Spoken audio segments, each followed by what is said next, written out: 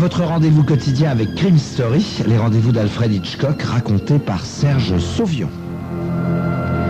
Et aujourd'hui, de Clark Howard, ça s'appelle Vigilance. Bon voyage.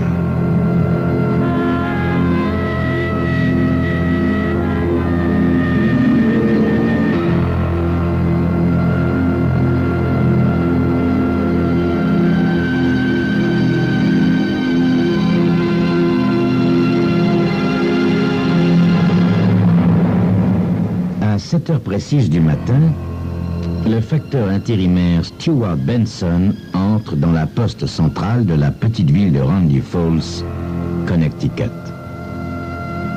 Il se dirige vers la salle de tri et attend, avec ses 3 collègues, qu'on lui attribue un itinéraire. Oscar Gray, le receveur principal, sort bientôt de son bureau et distribue les feuilles de route. Benson est servi le dernier. « Vous avez le quartier de Glen Hill », lui annonce Oscar Gray. « Il est très semblable à celui de Park Forest que vous aviez fait la semaine dernière. C'est assez loin, mais une fois sur place, la tournée est très agréable. Belle résidence bourgeoise, presque pas de chien de garde. Vraiment, on ne peut souhaiter mieux. »« Merci, monsieur, » répond Benson. Il prend bien soin d'être très déférent avec le receveur principal, si bien que celui-ci lui réserve un bon circuit les jours de la semaine où il est de service. « Comment ça marche, la faculté, mon garçon ?» demande Oscar Gray. « Vous préparez sciences politiques, n'est-ce pas ?»« Non, économique, monsieur. Sciences économiques, » rectifie Benson. « Bah, écoutez, je crois que je ne m'en tire pas trop mal. Je vous remercie encore de m'avoir fait obtenir ce job. Sans vous, je ne sais pas comment j'aurais pu réaliser mon projet de suivre des études supérieures. »« Bah, c'est rien, mon garçon, » répond le receveur principal. « J'ai fait ça avec plaisir. Un jeune qui essaie d'aller à l'université, malgré les ressources modestes de sa famille, mérite d'être aidé le plus possible. Je conçois ça comme une sorte de mission civique, vous voyez? Peut-être parce que j'aurais aimé qu'on me donne un coup de main, moi aussi, quand j'étais jeune. Mais enfin, c'est la vie, n'est-ce pas?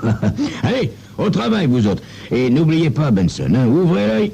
Distribuer le courrier est une grosse responsabilité. »« Oui, monsieur, » répond le jeune étudiant. « Ainsi que vous me l'avez recommandé, je serai vigilant. Au revoir, monsieur. » Vers 11 heures, notre préposé se trouve dans Hather Street, au niveau des numéros 1800. Il a achevé le côté droit de la rue, encore à l'ombre, et vient de faire demi-tour pour remonter le côté gauche. À la hauteur de la 4e maison, alors qu'il s'apprête à sortir de la fourgonnette pour déposer un journal et 3 lettres, il jette un coup d'œil dans son rétroviseur et aperçoit une femme qui traverse la rue. Elle s'approche de la boîte aux lettres des Manley et prend le courrier qu'il vient d'y mettre. Il se souvient parfaitement de ce nom, Manley, parce qu'il a eu des difficultés à le lire tout à l'heure à cause des enjolivures en fer forgé qu'il agrémente. La maison des Manley, la seconde à partir de l'angle de la rue, est de style vaguement méditerranéen avec un balcon sur toute la façade et du lierre grimpant de chaque côté. C'est bizarre, ça. À moins, évidemment, pense Benson, que cette femme soit tout simplement Madame Manley qui, en visite chez une voisine proche, prend son courrier avant de retourner chez elle. Et il la suit des yeux. Normalement, s'il s'agit de Madame Manley ou de quelqu'un de la maison, elle devrait rentrer au 1810. Eh ben non. Non, la voilà qui repart vers la maison d'angle, portant le numéro 1801.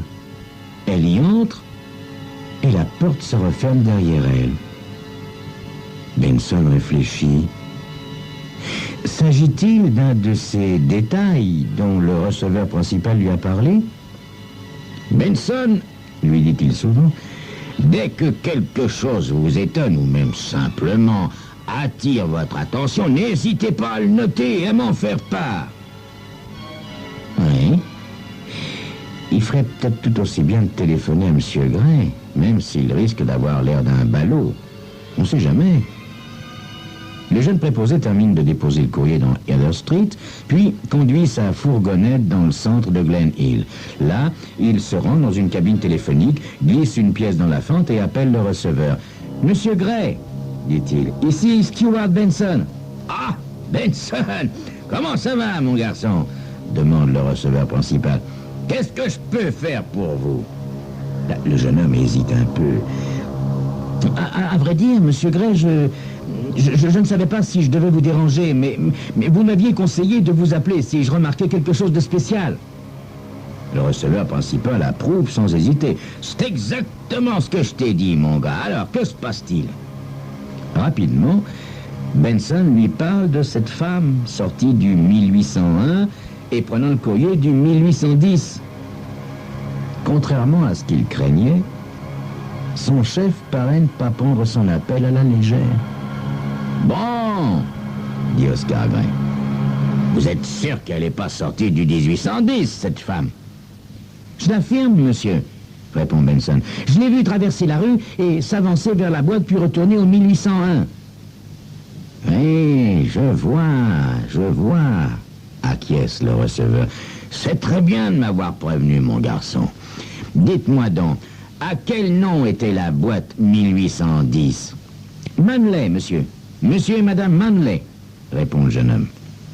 Parfait, conclut monsieur Gray, avant de raccrocher. Je vais voir s'il y a un problème.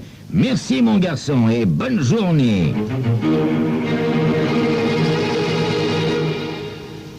En fin de matinée, tandis que Benson continue sa tournée, le téléphone sonne chez Sam Flicky, chef du service des compteurs de la compagnie d'électricité. « Allô, Sam ?» demande une voix. « Ici, Gray, est-ce que ça te dirait un petit poker demain soir chez moi ?»« Bien sûr, Oscar, toujours avec plaisir, » répond Sam Flicky. « Dis-moi, Sam, en attendant, est-ce que tu pourrais me rendre un petit service ?» demande le receveur principal. « Dis toujours, Oscar, tu sais que tu peux compter sur moi, » affirme le chef du service des compteurs.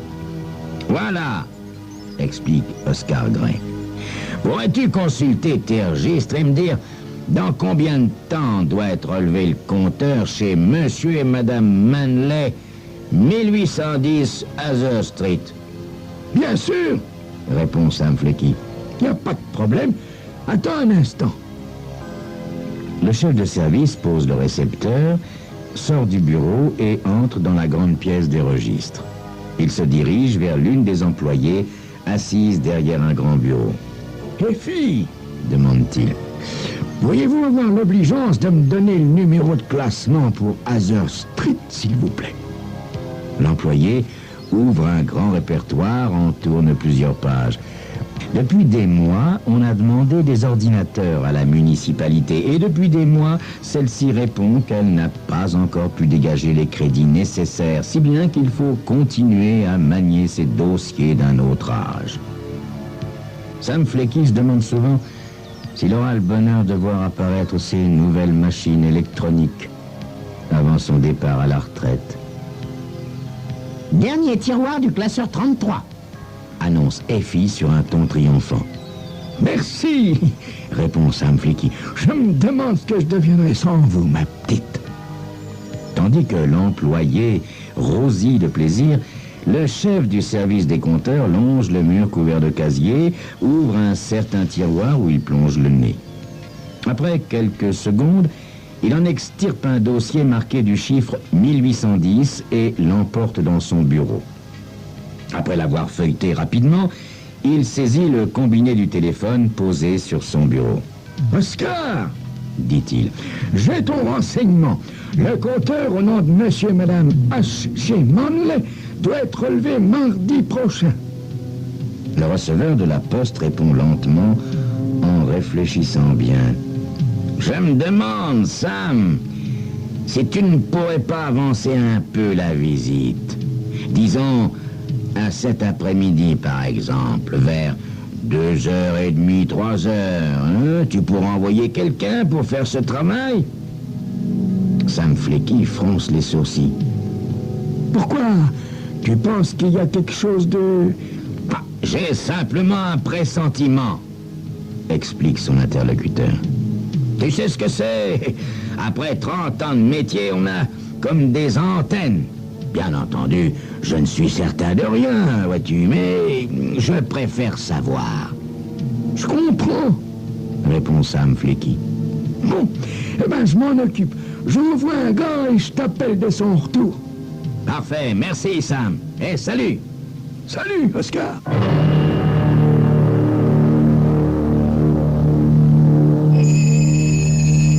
Une dame qui vient prendre du courrier dans la boîte aux lettres d'un voisin, voilà qui peut paraître banal, naturel même, mais il y a des gens pour qui ce simple geste mérite toute une enquête.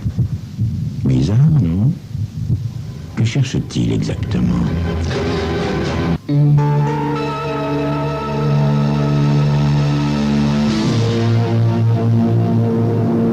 À 4h moins le quart, le téléphone sonne dans l'un des bureaux du quotidien La Tribune de Randy Falls. William Walborn, le chroniqueur sportif, décroche. « Allons, j'écoute. »« Salut, William, » dit une voix. « Ici, c'est Oscar Gray. » Walborn sourit. « Tiens, ce bon vieil Oscar, qu'est-ce que tu deviens ?»« Ça va, » répond le receveur principal. « Et toi, mon vieux ?» Le chroniqueur sportif a un long soupir. « Bon, rien de bien terrible. Notre équipe de baseball s'est encore fait lessiver par les Blue Sox cette semaine. Pendant le match, j'ai failli attraper une extinction de voix à force de leur crier de s'affoler un peu, penses-tu? Ils ont pas la pêche, ces jeunes. Quand on se souvient des champions d'autrefois comme Joe DiMaggio ou Baby Ruth, il y a de quoi attraper une maladie. Allons, te laisse pas décourager, lui recommande Oscar Gray.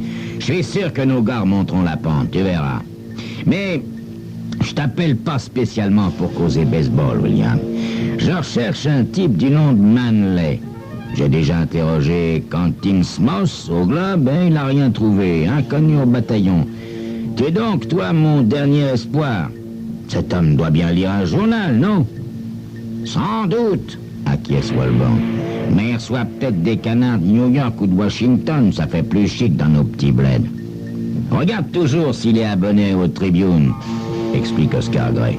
Et accessoirement, dis-moi si tu serais partant pour un petit poker avec les copains demain soir. Pour le poker, c'est oui, répond le chroniqueur sportif. Quant à ton type, je m'en occupe tout de suite. Il habite où, ce Manley? 1810 Hather Street, répond Oscar Gray. William Walborn a un petit sifflement. Un quartier chic, tu les choisis bien, tes amis. Mais tu plaisantes, répond le receveur. Je l'ai jamais vu, ce type, ni sa femme, d'ailleurs. Bon, dit le journaliste, ne quitte pas. Il presse le bouton de son interphone. Ça va, ma chère. Pourriez-vous m'apporter les souches des relevés pour le secteur numéro 6? Un instant plus tard, une secrétaire apporte une boîte métallique contenant quelques centaines de fiches. Walborn la remercie, attend qu'elle ait quitté la pièce, puis ses doigts courent rapidement sur le sommet des petites feuilles. Enfin, il en sort une et reprend l'appareil. « Oscar, on a bien un abonné du nom d'Edward Manley, 1810 Hather Street. J'espère qu'il lit mes papiers, j'en suis sûr d'ailleurs. Je parie même que c'est spécialement à cause d'eux qu'il s'abonne à notre canard. »« J'en doute pas, » répond Oscar Gray. « Et son abonnement se termine quand ?» Le journaliste examine la fiche. « Tiens, c'est justement ce mois-ci.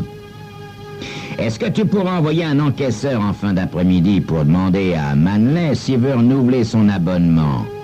interroge Oscar Gray. « Pourquoi ?» dit Walborn. « Il se passe quelque chose là-bas ?»« Je sais pas encore, vieux, mais il faut voir ça de plus près, » répond Gray. « Alors, tu peux faire le nécessaire pour envoyer l'encaisseur ?» Le journaliste hésite un peu. « On est le 25, c'est encore un peu tôt. Mais je vais me débrouiller pour qu'un des gars s'y rende dès aujourd'hui. »« Très bien, » approuve le receveur principal. « Peux-tu me téléphoner dès qu'il sera de retour ?»« D'accord, Oscar, » promet Walborn. « Allez, à tout à l'heure. »« À tout à l'heure, » dit Oscar Gray. Le journaliste raccroche, appelle Max, le plus dégourdi de ses encaisseurs, si dégourdi qu'il rêve même de devenir lui-même journaliste, et qui sait, lui prendre un jour sa place au service des sports. Il lui demande de se rendre chez un certain Edward Manley pour obtenir qu'il renouvelle son abonnement qui va venir à expiration. Puis le journaliste entreprend de bourrer consciencieusement sa pipe et se met au travail. L'article n'est pas si simple à écrire. En fait, il s'agit d'expliquer les problèmes que rencontre actuellement l'équipe de baseball, d'émettre bien sûr quelques critiques sur sa façon de jouer, mais surtout de justifier ses contre-performances. En effet, pas question de chatouiller le chauvinisme des habitants de Roundy Falls. Certains lecteurs seraient prêts à résilier leur abonnement pour moins que ça. À 19h30, Walborn a un petit peu mal aux yeux. Son cou est raide, mais enfin, le chef-d'œuvre de diplomatie qu'est son article est terminé.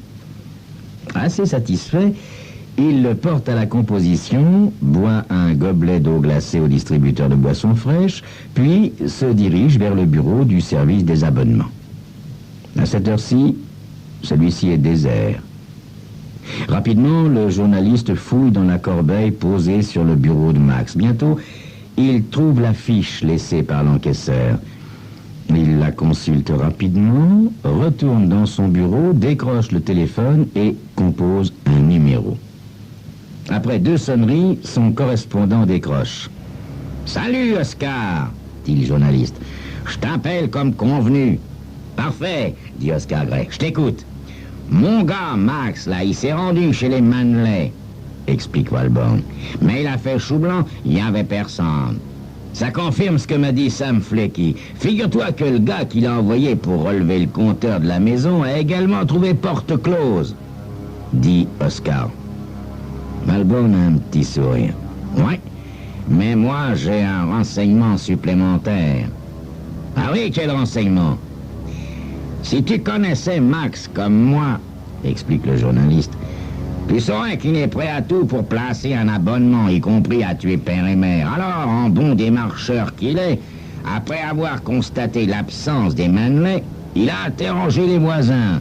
Et ceux-ci lui ont appris que le couple était parti ce matin même assister à un congrès de stomatologie à Détroit.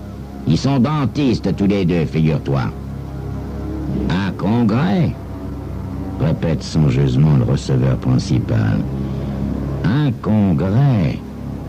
Alors il faut s'attendre à ce qu'il soit absent au moins une 8aine de jours. Le chroniqueur sportif allume sa pipe. Ouais, c'est bien possible, dit-il d'un air indifférent. Enfin, s'il y a quelque chose d'autre que je puisse faire pour toi. Non, non, je pense pas, répond Oscar. Tu m'as beaucoup aidé comme d'habitude et je t'en remercie infiniment. Et au fait, n'oublie pas ce poker demain soir. Entendu, dit Walborn. Alors à demain soir, Oscar. À demain soir, William, à l'heure habituelle.